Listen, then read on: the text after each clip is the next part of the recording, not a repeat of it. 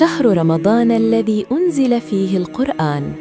هدى للناس وبينات من الهدى والفرقان، فمن شهد منكم الشهر فليصمه، ومن كان مريضاً أو على سفر فعدة من أيام أخر، يريد الله بكم اليسر ولا يريد بكم العسر،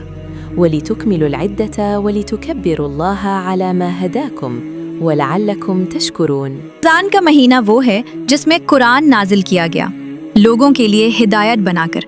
और हिदायत और हक व बातिल के दरमियान इम्तियाज की रोशन दलीलों के साथ। तो जो कोई भी तुम में से इस महीने को पाए या जो शख्स भी इस महीने में मुकीम हो, उस पर लाजिम है कि रोज़ा रखे, और जो बीमार हो या सफ़र पर हो तो वो तादाद पूरी कर ले।